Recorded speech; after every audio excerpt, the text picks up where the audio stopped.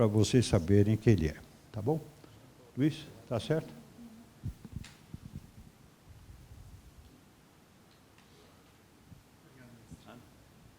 Você vai falar desse microfone? Pronto. Acho que é melhor. Está gravando. Tá ok. Olá, bom dia.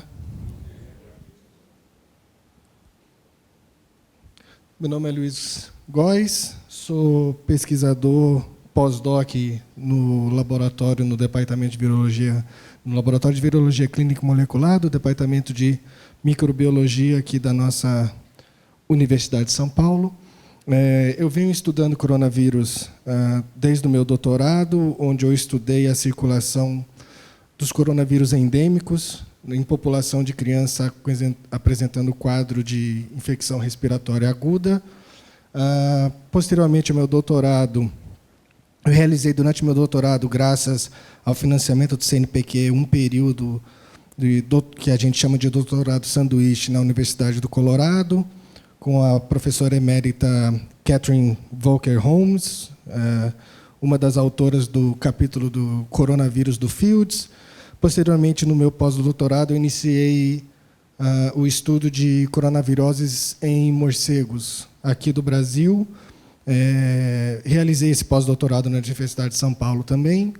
E, posteriormente a isso, permaneci um período no laboratório, na Universidade Charité de Berlim, no laboratório do professor Christian Drosten e Felix Drexler, um dos laboratórios referências mundial no campo de coronaviroses e um dos primeiros laboratórios a liberarem o ensaio diagnóstico aceito pela Organização Mundial de Saúde. Então, eu tenho, já são 11 anos estudando esses vírus, e eu vou falar um pouco da introdução, do que eles são, um pouco de SARS, um pouco de MERS. Eu espero atender a expectativa de vocês. Então, o coronavírus, eu considero ele uma ameaça. Ele foi uma ameaça no passado, ele é uma ameaça do presente e ele vai permanecer sendo uma ameaça no futuro. A gente vai tratar aqui um pouco da origem da nomenclatura, os aspectos da partícula viral, o genoma viral, a classificação, a origem evolutiva, o ciclo de replicação viral, um pouco de coronaviroses humanas e animais e o porquê essa relação de coronavírus e morcegos. Então, inicialmente, aqui nós temos 3 representações do que é um coronavírus. Ele é um vírus envelopado, ou seja, ele apresenta uma bicamada fosfolipídica que ele obtém no momento da saída da célula hospedeira infectada. Ele apresenta um aspecto de coroa ao microscópio eletrônico, e isso define o nome dessa família. A coroa ela é proveniente principalmente aqui dessa estrutura representada em amarelo, ou então esses 2 azuis, e aqui na estrutura, que é uma proteína spike. Eu vou tratar dela um pouquinho mais para frente. Ela é responsável pelo reconhecimento do receptor celular. E como é que é o material genético desse vírus? Diferente de bactérias e células humanas, os vírus eles têm como material genético DNA ou RNA, DNA de dupla fita, DNA de simples fita, RNA de dupla fita, RNA de simples fita, RNA de simples fita polaridade positiva, negativa. Então, entre a diversidade genética de bactérias, células, o vírus é aquele que apresenta a mais diversificada forma de transmissão de informações. Então, o genoma do coronavírus ele está presente dentro do envelope, o genoma está complexado com uma proteína de nucleocapsídeo, o RNA é um RNA de polaridade positiva, ou seja, ele atua como um RNA mensageiro. O genoma dele é linear e não segmentado, diferente dos vírus influenza, que são segmentados, e ele apresenta o maior genoma entre os vírus de RNA, apresentando de 27 a 32 1000 bases. Desculpa. E o genoma, aqui é uma representação do genoma, ele é composto por genes que vão gerar 3 tipos de proteínas diferentes. As proteínas não estruturais, que é o que a gente chama de no structural proteins, que são proteínas importantes na replicação viral, aqui representadas em verde. Nós temos as proteínas estruturais, que são as proteínas que vão compor o capsídeo viral, como o spike, o envelope, a matriz, representada aqui nessa figura, e nós temos as proteínas acessórias, representadas aqui em vermelho, com uma alta variabilidade, dependendo do coronavírus a ser estudado. Muitas dessas proteínas acessórias não têm uma função conhecida. E é interessante esclarecer que, diferentemente da informação inicial, que veio de um trabalho publicado sobre a possibilidade de cobras terem um papel importante nesse surgimento do coronavírus, o coronavírus é encontrado exclusivamente, até o momento, em diversas espécies de aves e mamíferos, não em répteis. E eles têm uma relação muito próxima, são causadores de doenças, principalmente respiratórias e entéricas, porém também hepáticas e neurológicas, dependendo de qual coronavírus e de qual hospedeiro. Então, aqui, nesse quadro, a gente observa, em vermelho aqui são alguns coronavírus humanos, qual é a espécie hospedeira, o sítio de infecção e a doença clínica. E o interessante é que o coronavírus ele é um dos grupos que apresenta o maior potencial de transmissão entre espécies diferentes e de se adaptar rapidamente a essa espécie. Acredita-se principalmente que seja uma característica consequência de 3 fatores do vírus. Uma alta taxa de mutação, o vírus de RNA apresenta uma taxa de mutação muito maior do que o vírus de DNA, então ele é um vírus que muda muito. Ele apresenta uma elevada taxa de recombinação, ou seja, se 2 vírus diferentes infectam uma célula, existe a possibilidade de ser gerado um vírus novo da recombinação produto desses 2 vírus. E ele apresenta um genoma muito grande, né? O que dá uma plasticidade para o vírus. E a classificação do vírus. Os vírus estão dentro da ordem Nidovirales, família Coronaviridae, e eles são subdivididos em 4 gêneros. Alfa e beta coronavírus, que são predominantes em mamíferos, e gama e delta coronavírus, que são predominantes em aves, porém também detectados em alguns mamíferos, como mamíferos aquáticos, por exemplo. Então, aqui é uma representação filogenética baseada no genoma completo do vírus. E nós temos aqui a estrelinha indicando os coronavírus que infectam humanos. E a grande maioria dos vírus detectados são vírus de morcego. A gente vai tratar disso um pouco para frente. Mas o importante é saber que esse coronavírus novo é um coronavírus relacionado ao vírus da SARS. E eu vou tratar da SARS em alguns instantes. Então, aqui é uma representação também filogenética de coronavírus que infectam o homem. Então, nessa representação, nós não temos os coronavírus de aves, gama e delta coronavírus, só alfa e beta. Então, nós observamos aqui os alfa-coronavírus. A proximidade aqui, ela indica também uma proximidade genética. Então, nós temos o coronavírus 229E, um alfa, com alguns coronavírus de morcegos muito próximos. O beta-coronavírus, o clado A, B e C.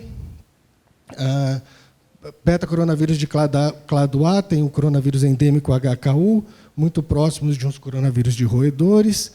Beta-coronavírus de clado C, que é o MERS, né, Síndrome Respiratória do Oriente Médio, muito próximo aqui de camelos e morcegos. E os beta-coronavírus de clado B, que são os coronavírus da SARS, SARS-like. E agora também esse novo coronavírus descoberto agora em 2019. E como é que é a representação da origem evolutiva dos vírus? O que a gente sabe hoje é certamente um coronavírus ancestral comum passou a infectar ou foi originado em morcegos ou aves, não se sabe muito bem qual é a ordem. Acredita-se que tenha sido em morcegos. Mas o que a gente observa é os coronavírus de morcegos se difundiram entre diferentes espécies de morcegos e, então, para outros mamíferos. Então, aqui nós temos alfa-coronavírus, coronavírus de gato, de cachorro, de porco. Aqui, os beta-coronavírus, né, são 4 clados, os coronavírus em camelos, em bovinos, e os coronavírus de clado A, aqui girafas, cachorros, porcos, bovinos, e, muito interessantemente, ainda não conseguimos detectar um coronavírus desse clado em morcegos. Então, a origem dos beta-coronavírus de clado A, acredite-se hoje que tenha sido de roedores. Isso é um estudo bem recente e os trabalhos ainda estão sendo realizados. E os gama e delta são coronavírus de aves, que você encontra também em alguns mamíferos aquáticos e em alguns outros poucos mamíferos, mas eles são basicamente coronavírus de aves, gama e delta. Aqui é uma vista rápida de como funciona a replicação. O spike, aquela proteína, reconhece um receptor, é liberado o genoma viral, que já é reconhecido diretamente por o ribossomo da célula. O vírus é um parasita intracelular obrigatório, ele só se replica dentro da célula, ele sequestra a célula para a produção de novos vírus infectantes. Esse material é transcrito para RNA e depois para as proteínas que vão compor o vírus, o genoma é replicado, é formado, então, o novo vírus sendo liberado da célula para infectar outra célula não infectada. Um dos fatores mais importantes nessa infecção de novos hospedeiros, ou que vai determinar o tropismo tecidual e do hospedeiro, é a proteína spike. A proteína spike, ela possui o que a gente chama de receptor binding domains, ela que vai reconhecer os receptores celulares, que nada mais são do que proteínas com diferentes funções presentes na membrana celulares, e ela utiliza determinada proteína, que isso vai variar conforme o tipo de corona, para liberar o material genético para dentro da célula. Então, aqui é só uma representação de como ocorre esse reconhecimento do receptor e a abertura da membrana celular. Isso para a liberação do material genético. Então, a gente sabe que mutações, deleções ou recombinações do gene spike, eles permitem a adaptação para novos tecidos e hospedeiros. Aqui um breve histórico dos coronavírus. O primeiro foi descoberto em aves, em 1936, depois em porcos, em 1946, murinos, em 1949, e na década de 60 se descobriu 2 coronavírus endêmicos, os primeiros em humanos, 229E e OC43, um alfa e um beta. Em 75, o Comitê de Taxonomia de Vírus criou esse gênero, e até meados de 2003, com a epidemia do SARS, o coronavírus nunca foi um vírus de preocupação, no sentido de doenças que eles causavam em humanos, sempre relacionados, geralmente, a resfriado comum. Em 2003, com a SARS, essa situação mudou. As tecnologias e o conhecimento que a gente obteve após a SARS permitiu a descoberta de outros 2 vírus endêmicos na população mundial, o NL63 e HKU, um alfa e um beta, também relacionados geralmente a infecções respiratórias brandas. Em 2012, o MERS. Em 2013, houve um surto de delta coronavírus em suínos, causando alguns prejuízos para os criadores. Em 2017, na China também, foi-se descoberto o coronavírus da síndrome aguda de diarreia em suínos, muito parecido com o alfa-coronavírus presente em morcegos. Em 2019, esse novo coronavírus que a gente está vendo surgir agora na China. E, antigamente, no meu slide, esse slide foi mudando, sempre tinha uma interrogação, qual é o próximo? E a ideia aqui interessante é que sempre vai ter um próximo. Então, aqui, fazendo estudos filogenéticos, a gente consegue traçar por alto quando é que esse vírus deve ter entrado na população humana. Então, é o que a gente chama de Most Recent Common Ancestor, o ancestral comum mais recente. Então, o vírus NL63, acredita-se que tenha entrado na população humana de 560 a 830 anos atrás. O 229E há 200 anos atrás de morcegos. O OC43 ele é muito parecido com o coronavírus de bovino. Estima-se que tenha ocorrido esse spillover de bovino para humano há 120 anos atrás. O HKU ainda não se sabe qual é a fonte original do vírus, mas acredite-se que sejam roedores, já que nunca se detectou vírus relacionados ao HKU em morcegos. O SARS, acredita-se que ele tenha surgido de 4 a 17 anos antes da epidemia, e o MERS em 2006, mas ainda é controverso. Esse quadro é bem interessante, ele mostra aqui a diversidade, os vírus endêmicos, da onde que eles devem ter surgido. Então, o HKU, ninguém sabe. E em morcego sempre tem essa atuação importante de hospedeiros intermediários, apesar da infecção direta também ser possível, teoricamente. Então, o NL632229E, OC43 e HKU são coronavírus humanos não emergentes, foram emergentes um dia e se estabeleceram na população mundial e passaram a ser vírus humanos. Eles têm uma circulação anual mundial, são responsáveis por episódio geralmente de resfriado comum, e os estudos mostram de 0 a 20% de casos de infecção respiratória aguda são ocasionados por esses coronavírus. E aqui nós observamos uns coronavírus emergentes, o SARS, o MERS, o novo coronavírus, e, no caso aqui, o SEDS, de suínos, onde não se sabe qual é o potencial zoonótico desse vírus. Mas a gente observa aqui nesse quadro que os morcegos são uma fonte importante.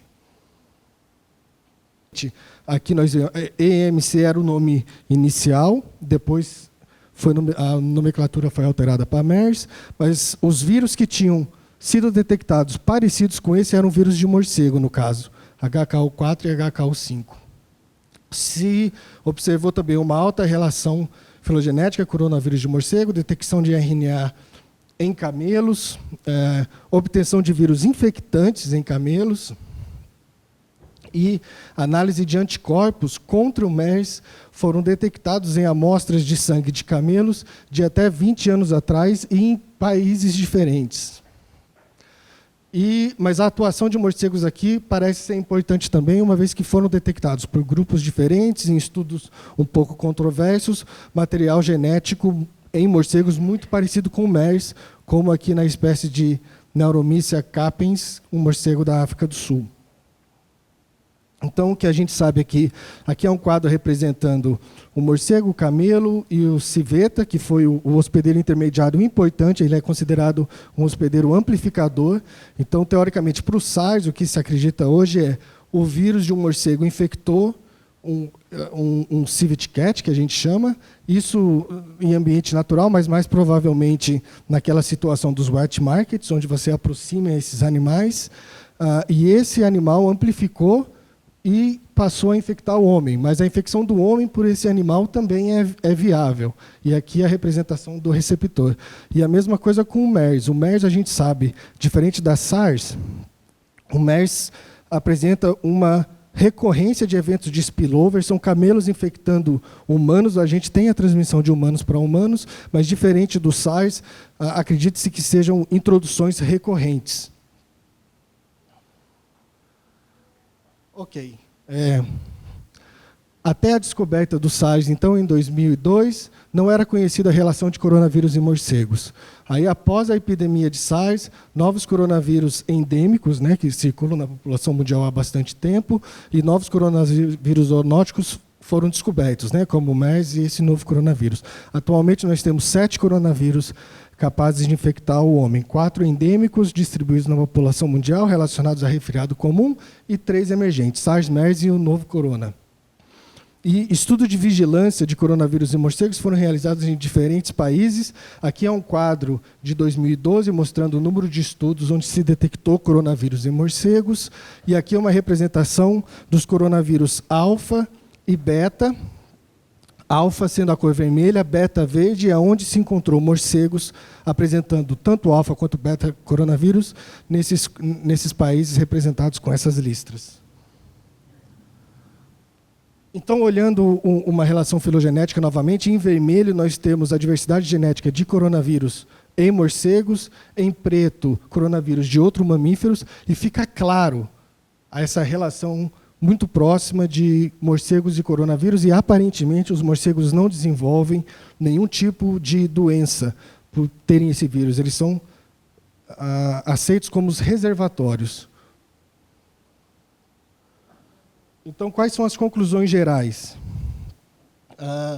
Os morcegos apresentam a maior diversidade genética de coronavírus quando comparado a todos os outros mamíferos, e são provavelmente os reservatórios naturais e ancestrais de todos os coronavírus de mamíferos, de maneira direta ou indireta. Alguns coronavírus de morcego evoluem, infectam novas espécies. Uma grande diversidade de coronavírus similares ao SARS circulam em morcegos da China e da Europa. Aqui no Brasil eu não achei nenhum coronavírus similar ao SARS, mas achei coronavírus com uma certa similaridade ao coronavírus MERS, mas a gente não tem como traçar qual é o potencial zoonótico. Isso é até uma pesquisa que eu submeti ao CNPq e foi aprovado. Estou esperando a confirmação para voltar para o laboratório na Alemanha e testar essas proteínas spikes quanto à capacidade dela de infectar células de mamíferos. Alguns coronavírus de morcego similares ao SARS utilizam o mesmo receptor. Nem todos os SARS-like coronavírus utilizam esse receptor, mas os morcegos possuem coronavírus que utilizam. Ou seja, isso permite a transmissão direta desses vírus de humanos para outros animais. É muito provável que nesse novo coronavírus, mais diversificado, são 1.400 espécies, e nem todos os estudos olharam em todos os morcegos. Aqui no Brasil, eu acho que eu pesquisei 45 espécies, mas nós temos, com a taxonomia aceita, 178 ou 182 espécies. Ou seja, o nosso potencial da presença de coronavírus é muito grande. Mas qual é o potencial zoonótico disso? Talvez nenhum. A proximidade, o fato do morcego ter o coronavírus não é o perigo maior. O perigo maior é esse contato de morcegos e humanos. Ou seja, a transmissão de coronavírus animais para humanos vai continuar ocorrendo. Estudos de vigilância e entendimento de eventos spillover é necessário, assim como estratégias de diagnóstico rápido e avaliação de ocorrência desses eventos. Então, esses estudos devem ser estimulados não só no exterior, como no Brasil também. Aqui é só um quadro demonstrando aqui o número de casos infectados. Os animais silvestres são reservatórios desses vírus. Você tem um equilíbrio de animais infectados e sadios. No entanto, ocorrendo um spillover para animais de criação ou esses hospedeiros intermediários, esses hospedeiros intermediários podem servir como amplificadores desses vírus, causando um número de casos de infecções humanas. E aqui é um quadro mostrando qual é a importância desse tipo de controle. A detecção, a detecção precoce, ela pode evitar aqui um boom do número de casos de infecções, como é o caso que a gente vem observando com esse novo coronavírus. E aqui é só um quadro, desculpa que está em inglês, é só um quadro mostrando que no Brasil a gente tem fatores muito importantes, que é o que a gente determina de drivers de emergência de doenças zoonóticas, como a intensificação da agricultura, a urbanização, a alteração do habitat, e isso aqui é uma situação ideal para o surgimento de novos vírus. E aqui é mostrando um quadro da diversidade de morcegos aqui na região amazônica, a maior do mundo. Então, o potencial genético de coronavírus e outros vírus, né, como paramixovírus, Nipra, Hendra, outros vírus emergentes, é muito alto. Aqui é um quadro da sequência de estudo. A gente capturava um morcego, realizava a dissecação, extraía o material genético, fazia ensaios moleculares e sequenciava para ver o que a gente tinha. Aqui exemplificando os morcegos, a gente obteve morcegos de área urbana, de área florestal, de áreas florestais dentro de áreas urbanas, aqui de São Paulo, por exemplo. Aqui é um quadro sobre o número de espécies, quantas amostras foram positivas. Aqui é um quadro dos morcegos positivos para coronavírus aqui no Brasil. Em colorido aqui são coronavírus que a gente detectou nesses morcegos, potencial zoonótico totalmente desconhecido. Mas é interessante, um beta-coronavírus que a gente achou, ele havia sido predado por um gato, e o gato possui um coronavírus que se chama alfa-coronavírus 1, onde você tem um histórico de recombinação e geração de novos vírus. Aqui é o beta-coronavírus que a gente achou no morcego e a proximidade relativa dele com coronavírus MERS. E justamente esse animal positivo tinha sido predado por um gato, o que é uma oportunidade, vamos dizer assim, de um evento de spillover. E, como eu disse, caso 2 coronavírus infectem uma célula, pode ocorrer uma recombinação genética e a geração de novos vírus. Então, esse é um quadro, uma situação perfeita para a criação de novos vírus. Aqui é um dos estudos que a gente publicou. E é isso. Muito obrigado.